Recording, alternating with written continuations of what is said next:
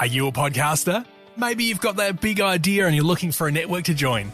The multi-award-winning Ozcast network can get your content to eyes and ears all over the world. Join now for the first month free, and you could be featuring this sound at the beginning of your podcast. Ozcast. Simply head to ozcastnetwork.com for details. Hi, it's Patrick O'Driscoll here. You might know me as Pods. I'd like to welcome you to the Adelaide Hills Farmcast. It's the podcast we produce for the love of farming right throughout the Adelaide Hills region.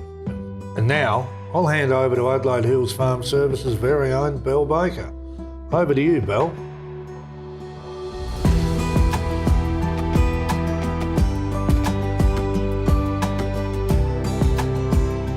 Hello and welcome to this month's Adelaide Hills and Fleurieu Farmcast, the monthly podcast where we let you know what we've been up to on farm and what makes sense for you to be doing on your farm or lifestyle property.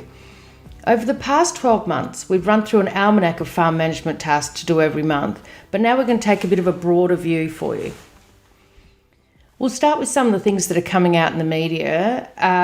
One of the things we do is we follow PIRSA on Twitter, and we get all their notifications. So their handle is at SA_PIRSA, and they often have some very timely information, including just now they've sent through another reminder about Japanese encephalitis in horses. Now, it's really important that you know the symptoms. If you do see your horses seeming to be struggling, I think all good horse owners would pretty much have a vet in their back pocket. But, if you notice your horse is staggering, has incoordination, weakness, depression, or decreased or no appetite, anything that's neurological, please contact your local vet. Japanese encephalitis is a reportable disease, so your local vet will put it onto PIRSA, and there may be more tests done to actually establish that it is. But mild encephalitis in horses is not always fatal, but you don't want them to get a good dose, particularly when there's something potentially you can do about it. Now, we've finally finished all our summer weed spraying on our own property. Well, it took us a while to get the hay bales off because we needed to get our tractor back here from doing other work for you guys out there. So once the hay bales were off, we were in there and able to spray. And just today, we've had lime added to the hay paddocks at a rate of 2 tonnes per hectare. So according to Pods, that will be the last pass by anything until we get into seeding, which should hopefully be in the next 6 to 8 weeks. Fingers crossed. Now, something that's pretty sad that happened with us just 4 weeks ago, I think, 3-4 weeks ago. We bought some heifers to put on our property. We've got plenty of feed here and we really did need to stock it. So we went to the local market and found a small parcel of heifers that I liked. They were the only ones that I wanted. And so we bought them. But what I really regret is not having the confidence to say there was one that didn't fit, she was smaller, she just didn't look as healthy. I should have had the confidence to say, I don't want that one, pull that one out and I'll buy the others. I didn't have the confidence to do that. My agent, quite, not going to argue, he thought I knew what I was talking about, so he didn't actually point out that maybe I didn't want to take her. But anyway, we got them back here on the farm. We kept them in the yards for a couple of days because they were only young and we wanted to get them a bit quieter before we let them out in the paddock. And within 48 hours, this young heifer or this small heifer was looking pretty sick. Now, being smaller, she may just not have travelled so well.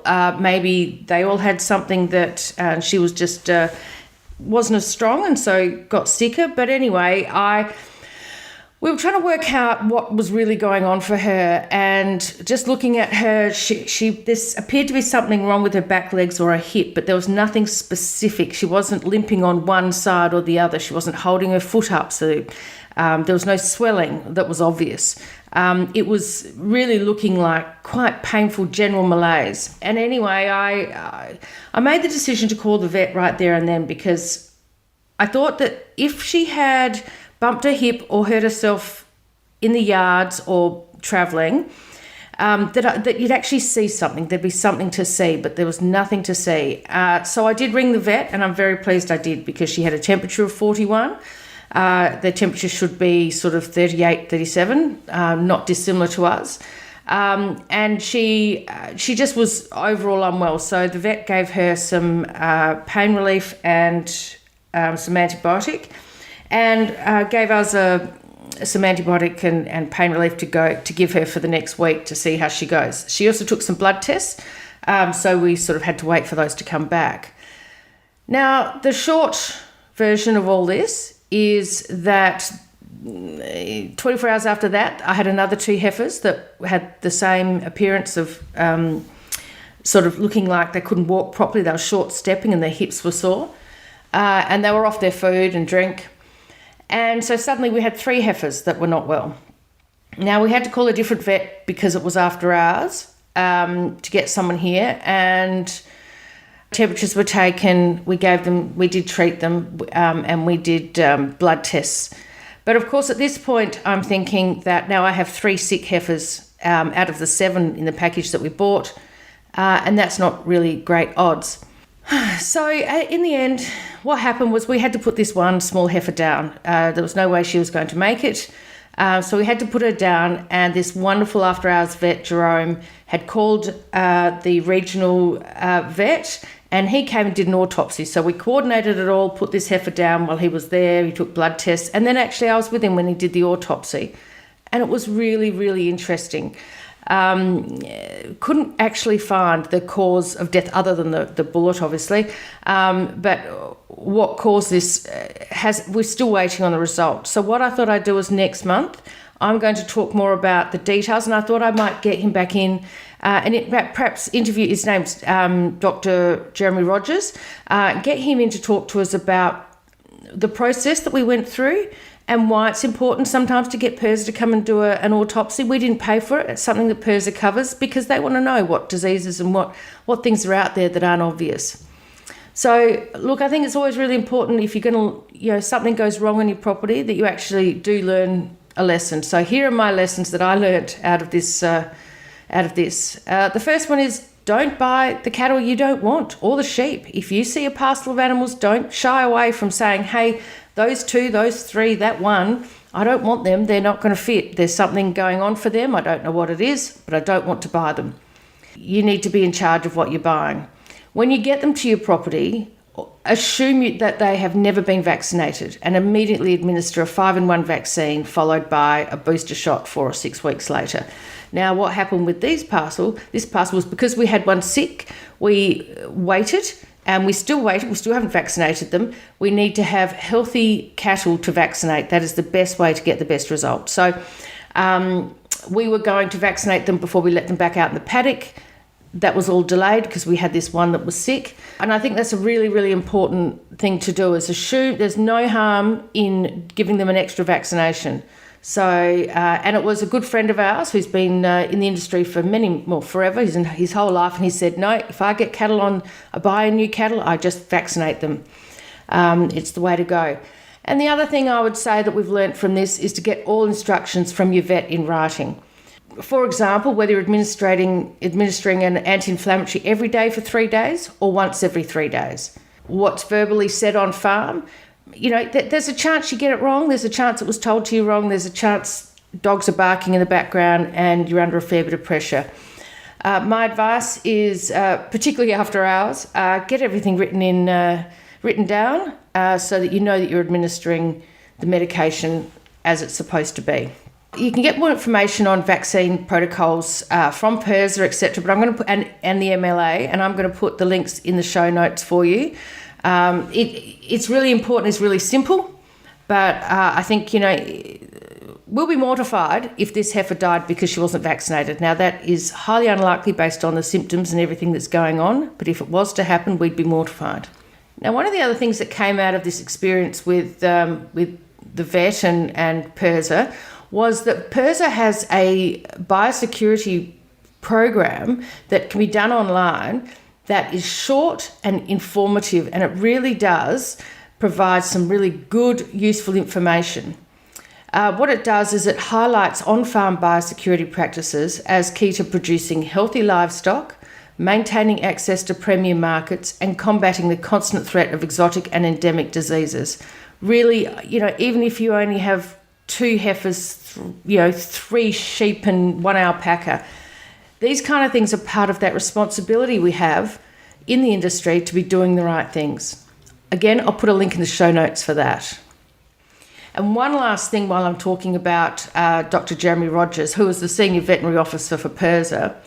He gave me some booklets which were really interesting. So he's given me one here on sheep diseases, a farmer's guide, and goat diseases, and also one on foot rot.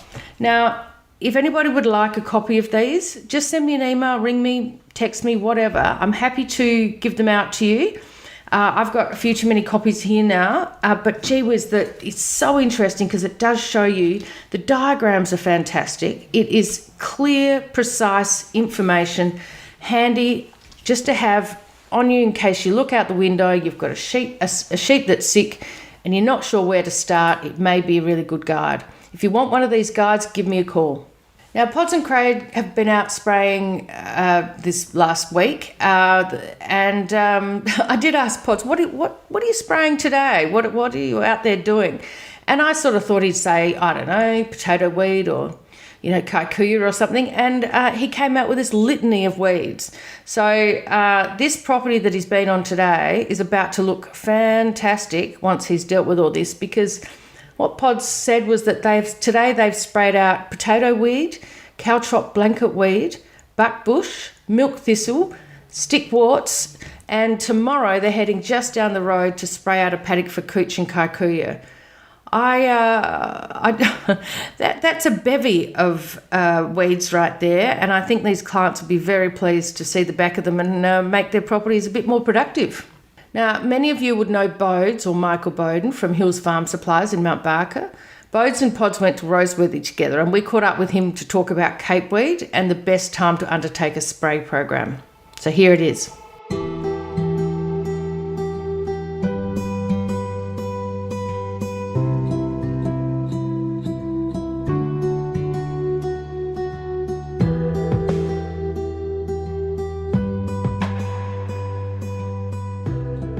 Good afternoon, ladies and gentlemen, boys and girls and all others. Here we are today at Hills Farm Supplies, and we're lucky enough to have sourced one of the managing directors of Hills Farm Supplies, Michael Bowden. Good afternoon to you, Bodes. G'day, Pods. Good to be here. Thank you very much for your time, mate. And our topic of discussion, as funny as it sounds, on a very, very, very warm Thursday afternoon, 35, 36 degrees in late February, is capeweed. And this time of year is not synonymous with capeweed, nor are we usually thinking about capeweed being a annual winter weed, but we thought it was time that we did discuss with you capeweed and perhaps getting people's mindsets changing ever so slightly and thinking about capeweed earlier in the year as we head into our autumn seeding programs. I think so, Pods. We've come across it many times before and we've had discussions, and it's usually in the spring and late spring when there's plenty of yellow flowers in the paddock that we need to get on and make sure we get people thinking about their weed control, particularly capeweed, earlier in the season when it can be far more effective, have a better longer term job on their pastures and letting their pastures grow better for a longer period of time. So one of the things I should preface to our audience today is that we're not going to be talking about chemical recommendations, specific chemicals, etc., because that's a conversation I think our listeners need to have with their own agronomist / farm consultant. But we just want to talk somewhat generally about, as Bodes just touched on, about the capeweed, bringing our mindset forward, trying to control our capeweed population potentially through the autumn and even early winter before it does get too wet in the Adelaide Hills. And that in itself is a problem here. We do face, Bodes, with a smaller window around that sowing time. and then it can get too wet to get on the paddocks and control cape weed. Thoughts and comments there, mate? Yeah. What we find is that if we get a nice early break or a nice solid break and we get a good germination, then the decision can become easier. That we've got a lot of nice little cape weed germinated and ready to go. The considerations are the size of the weed, the size of the clovers in your paddocks as well, and how strong they are. You also need to think about, from a paddock point of view, is this a paddock with lots of cape weed and a little bit of clover, and my main problem is cape weed, or am I cleaning up a little bit of cape weed in a good pasture with lots of clover and good grasses? The bigger the plant gets, the more chemical you need, and as Pod said, within the hills we do run into that time where it potentially gets too wet for the to get onto the paddock for a start, but also from a weed point of view, if it is waterlogged or sitting in cold, wet conditions, it is harder to kill. So a weed that is 2 to 4 leaf, which may well be sort of 2 to 4 weeks after germination, is the easiest one to kill. It means you can use less chemical to kill it, and it also means that it takes away the competition so that your good pastures can grow and take their space. Couple of take-home messages for not only cape weed but all spraying applications that I think our listeners need to be aware of, Bodes, is the smaller the weeds, as you've suggested, the less the chemical rate to be applied, cheaper cost of controlling weeds, and probably a greater efficacy. Absolutely, yep. And the other thing is, and this really does hit home for this time of year if we're undertaking any summer weed spraying, albeit getting late going into March, but weeds cannot be stressed, or you've got to take into account the stress levels on the weeds before undertaking a spraying program. Now that stress at this time of year can be lack of moisture and heat. When we're talking about cape weed and going into our winter, that could well be a waterlogging issue or too much moisture. Absolutely. And the other consideration which needs to be done in not spraying too early, because the types of chemicals that we use for cape weed control in a majority of times is a phenoxy, which you need to be very mindful of other crops or off-target species, being vines that are late. If there's leaves still on vines, you just really need to be aware of the dangers around spraying those types of chemicals if they've still got leaves on them, and even within smaller holdings which are closer to more housing or whether it be fruit trees, those sort of things, there can still be damage caused to those off targets if you go too early before they become dormant. So there's a lot of considerations, and it can't just be, okay, it's rained, I'll go early. But the thing that you need to keep thinking about is the sooner that I can do it safely and effectively, the better. I don't want to be thinking about it in August and September. I need to be thinking, or April if we get a rain, but sort of more May and June are the time frames that you need to really be thinking about your cape weed control. Excellent, Bodes. Albeit I said I wasn't going to specify any chemicals, can you just give us some label names of the phenoxy chemicals that you're referring to, because this is a very important point with regards to spray drift and off-target spraying, and your contractor could incur the wrath of many producers surrounding you. Yeah, so generally with cape weeds in a pasture situation, because you can spray a level that will still maintain your clovers if they've got enough size about them that they can handle, but that becomes a decision at the time. There's nothing, no preempting that, because it depends on leaf stage, size of weeds, all sorts of other factors that will make you decide on what rates and when you spray. But essentially we're looking at what they call phenoxy chemicals. MCPA is the main one for pastures, but then there's chemicals out there that have an additive to them, whether they be diflufenicin, which is the likes of T-Rex or Tigrex. There's lots of different proprietary names for them all. There's Agtrine you'd use, which is MCPA, and Tervitrin, which might be used later in the season because it does a better job on slightly bigger capeweed. They're all ones within just slight different variations of timings and size of weeds, but the base of them all is MCPA. You can use just a straight MCPA if you get them right as well, but it comes down to rates and how much it can tolerate the cloves that you're trying to keep as well. So there's a lot of factors that need to be considered, but again, the main thing is start thinking about it early rather than later. If we're going into a seeding phase and you do have capeweed that's germinated, I've just remembered that we've been just discussing some of the selectives there, Bodes, but we always go in with capeweed present with a glyphosate-based product if we're wanting a knockdown of all plant species present. I had a chemical rep, and I can't remember which company it was representing, but it's inconsequential for our discussion today. However, he said to me in a crowd of people one day that spray seed will not blow wind up capeweed's arse.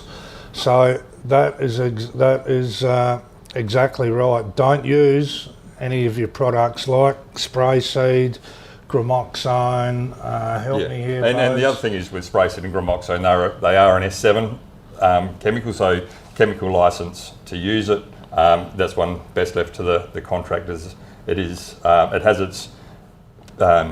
its place in certain scenarios within pasture management, but just a dangerous chemical that you need to make sure you have the right credentials to use. Yeah, if you're going to a knockdown phase, glyphosate generally help with a group G herbicide, being a nail or Terrador. One of those can help with some of those large capeweed or the ones that have germinated early. And that's the best way, like if you produce, like starting a renovation, to have a knockdown before you go in. There's no time frame. There's no issue with the seeds germinating after the capeweed and group G, but you just want to leave it long enough for that to translocate through the plant to get a decent kill on the capeweed. Excellent. And just to wrap up, Bodes, we've focused on chemical control, timing, application, risks associated, etc. But with capeweed also, I think it's pretty pertinent that our listeners out there need to be aware that capeweed is a typical weed where it will grow quite predominantly when given the opportunity in lower fertile soil. So here is an opportunity to then say, well, listen, I have got some capeweed, let's acknowledge that, but let's do some soil testing to see where our P levels are at, amongst others, and work on a mid to long term plan to get our soil fertility up to a level that may allow other good species to grow. Absolutely, Pod. You raise a good point. There's any weed control, whether it be capeweed or anything, is no point just targeting one tool in the tool chest, whether that be chemicals. It needs to be soil fertility to encourage the good plants to grow, to outcompete. It needs to be having good numbers of good plants in there. They don't just spontaneously appear. You need to make sure you've got, if you're taking away the capeweed or the space, you need to fill that space with good plants, otherwise weeds will just come back. So a multi-pronged approach of nutrition, good seeds, and also then chemical management is the way to manage that process of getting a better pasture and reducing your weed burden. Okay, thank you very much, Bodes. I think we've covered off on everything there.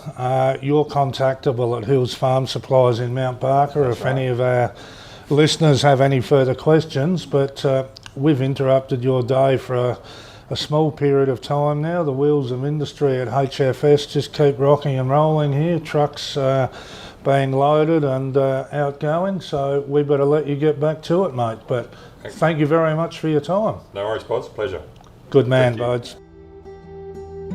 Talking of spraying, we met up with a powerhouse duo behind DART recently. DART, or Drone Agricultural Remote Technology, is a new operator in South Australia offering spraying, seeding and mapping via drone technology. These guys can get your spraying or seeding program done quicker and with more accuracy than traditional boom sprays. And they specialise in managing hard-to-access areas like steep hills and riverbeds. And of course, they don't need to worry about getting bogged in winter. We see what these guys are doing as a really good complement to what we're doing. With any vehicle-based spraying, there are limitations. There's trees to get round. There are riverbeds. I mean, we've got the Currency Creek going straight through our place here. So I think these guys are onto something. The drone technology is really widely spread up in northern New South Wales, etc. It is a very efficient way of getting your spraying done, but also your seeding as well. So look, give them a call. You can find out more about them via their website, droneagremotech.com.au, and I'll put a link in the show notes for you. Now, I was lucky enough to attend the sold-out AgTech conference, Evoke Ag, in Adelaide last week. Whilst I did enjoy the conference, it was the exhibition Startup Alley that I found most interesting. There were some fabulous technologies on display and some fabulous concepts that are well beyond my pay grade. But I did meet up with a guy called Anthony Chick from Optiweigh and asked him about his in-paddock weighing system and, most importantly, what the benefits of the technology are. Have a listen.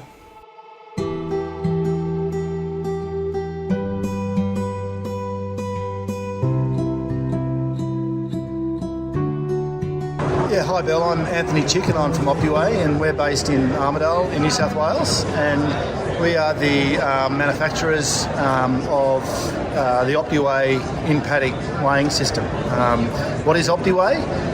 Optiweigh is a portable, really easy to use, simple system whereby you drop the unit into the paddock.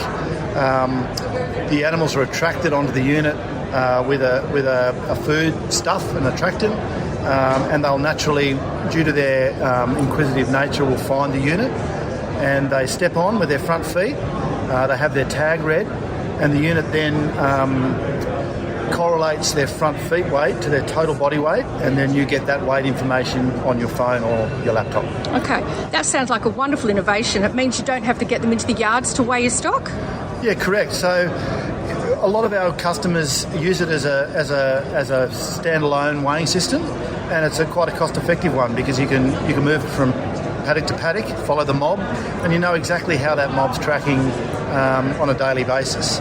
There's other people who use it in conjunction with their weighing equipment that they might have in their yards, and that's to save time and labour, for example, in knowing, when I muster those cattle, I know the composition of the mob, how heavy they are, and there's no double handling. So it saves money, time, but it's also a real profit driver, and it's a profit driver for large cattle operations, but also for really small ones. And, right. And interesting, I know your listeners are predominantly people with maybe not the experience of the larger cattle guys, but you don't need experience with the Optiweigh. It's a plug and play, really simple. Drop it in the paddock, put an attractant in. There's no physical handling, really safe. So, some people without that cattle experience might be shy or nervous of handling cattle. The Optiweigh is really great for not really getting physical. Okay, so are there real benefits for small acreage farmers or people with only a small herd, or is this really more for people with a bigger herd of cattle and sheep? Yeah, look, at the moment our unit is just for cattle. We have a sheep version coming, but for small, the benefits apply across the board, I guess. Fundamentally in conjunction with how big or small you are. So it's got benefits for small growers in that proportionally the benefits are the same as they would be for larger growers. So it's about having data, because you can't manage what you can't measure. That's right. Yeah. That's right. And look, for smaller guys, it's the benefits are in that handling process, knowing what those cattle are. And those cattle are worth a lot of money. Even if you've got 3 or 4, they're still worth a considerable amount of money. And the Optiweigh system provides significant information on how those cattle are travelling without the need for physical input. Yep. And we're here today at Evoke Ag. Basically, we're in Adelaide, so it's a wonderful opportunity for our local growers down here. How are you finding the event, and how are you seeing the advances in ag tech being adaptable or useful for small acreage or micro agricultural businesses? Yeah, look, ag tech is, I guess it's been a buzzword for a while. And it is a bit of a buzzword, yes, especially here today. Especially here today at Evoke Ag, where it's the sort of hub of that. What's happening in the ag tech space now is there's been a lot of sort of blue sky promising, and there's now products that come into market that actually do benefit growers and farmers of all sizes. And I guess the great thing about that is that you can really utilise technology to create time saving, but also generate a great deal more profitability in a far easier manner now. And so whether it be a water monitoring system, and even if you've just got a small trough and you need, it just gives you peace of mind knowing that information is being collected without having to put any input in. Yeah. All these little things, incremental things, just improve the lifestyle and the profitability of being on the farm. Yeah, absolutely. Look, thank you so much for your time today. I really, really appreciate it. Absolute pleasure, Belle. Thank you. I also caught up with Dwain Duxson from Farm Tender. Farm Tender is an online sales platform for all things agriculture. His insights into the ag tech sector and what's next for agriculture are definitely worth listening to. Hi Belle, Dwain Duxson here from Farm Tender. So Farm Tender's a online buying and selling marketplace for farmers, and we do trade things like grain, hay, machinery, livestock, farm inputs, trucks, vehicles, etc. So that's what we do. So anything we need on farm, you've got it. Pretty much, yeah. Yeah. Are there any exclusions? We don't do services as such. We could do we do contracting and jobs and things like that. Right. But So not many people take it up really. Rightio. So in the future, maybe Adelaide Hills and Fleurieu Farm Services could be advertising on there. Exactly. Why not? Yeah. Oh, anything's possible. So today we're here at Evoke Ag in Adelaide. Yes. Have you enjoyed the program? It's been a real eye opener. And probably to me it shows a disconnect between ag tech and what's going on with all the ESG and things like that, venture capital and farmers. So it's completely different culture. Right. Is it what you expected, or did you come here with that expectation in mind? I mean, are we just at the wrong conference? I think we're at the wrong conference, but I came here, I went to the one in 2020 in Melbourne, and I got the same sort of vibes there. Okay. But I'm a researcher of agriculture, so I come along here to research than to find out what these guys are up to, rather than just take interest in it. Yeah. Okay. So in any case, it's very worthwhile exercise for you, and you've got to meet some interesting people. Exactly. No, I'm not the world's greatest networker, but it's good to catch up with a lot of people and just get their opinions on where agriculture's heading. Okay. And as far as the ag tech industry and the advances that are being made, and there's some really incredible startup companies that we're seeing here. Yep. What do you think is in play for small acreage, lifestyle or micro agri businesses? How do you see the advances in ag tech, or whether it's just general connectivity of technology being of use to small acreage lifestyle farmers? I'm a small acreage lifestyle farmer myself, so I understand, but I've also been on the broadacre farm side, and we deal with farmers every day. So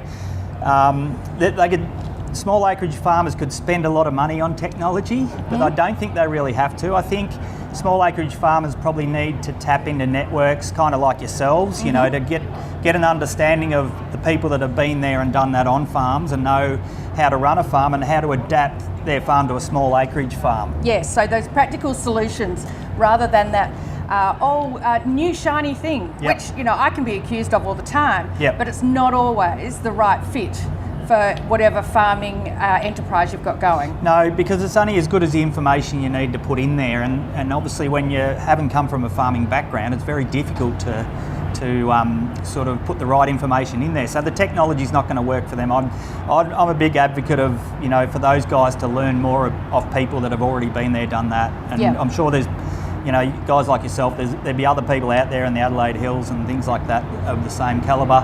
And there'd be plenty of people, coming out of Adelaide, got a small farm. They just don't know, so they've got to find out information first. Yeah, I couldn't agree more. And look, we look at Farm Tender most days. You've got a wonderful newsletter. I think I get the weekly one. Pods definitely gets the daily one, and often fills me in on things that are happening.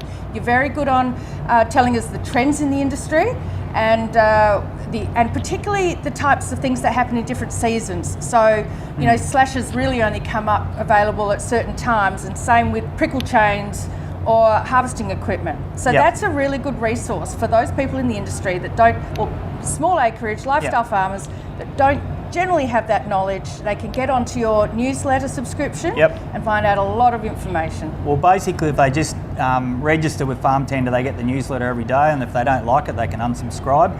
But how we work the daily newsletter is, our guys are talking to farmers all day, every day. So we're getting information back off farmers that we want to relay to other farmers or our database that they can use in their businesses to, make their businesses better or make their farm businesses a lot better. Yeah, no, I think it's a wonderful resource. Thank you so much for your time today, Dwain. Good on you, Belle. Thank you. Thank you.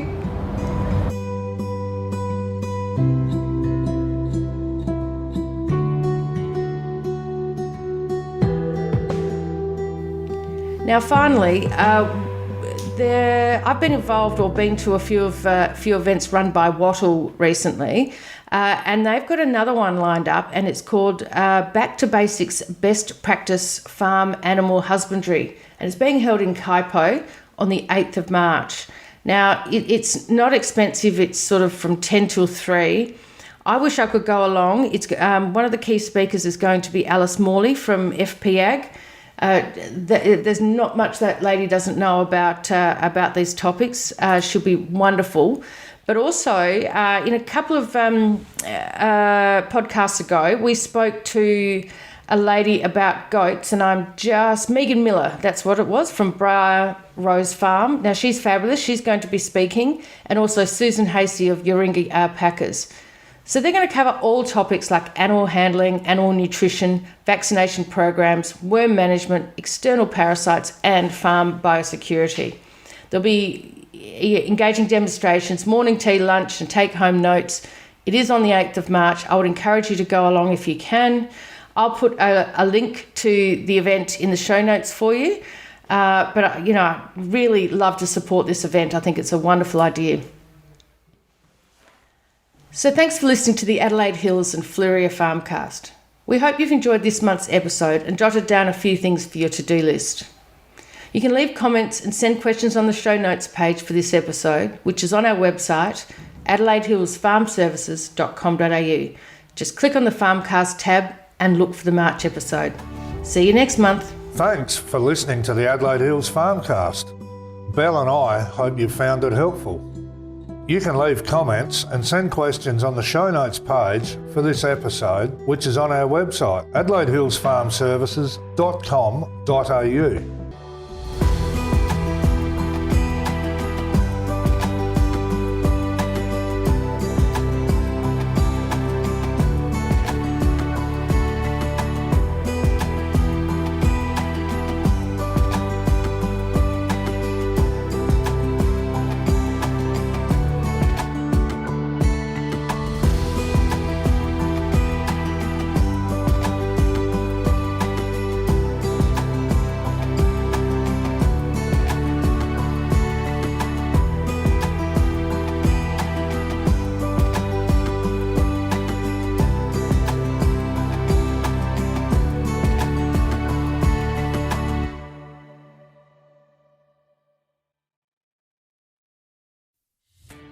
Are you a podcaster? Maybe you've got that big idea and you're looking for a network to join. The multi-award-winning Ozcast network can get your content to eyes and ears all over the world. Join now for the first month free, and you could be featuring this sound at the beginning of your podcast. Ozcast. Simply head to ozcastnetwork.com for details.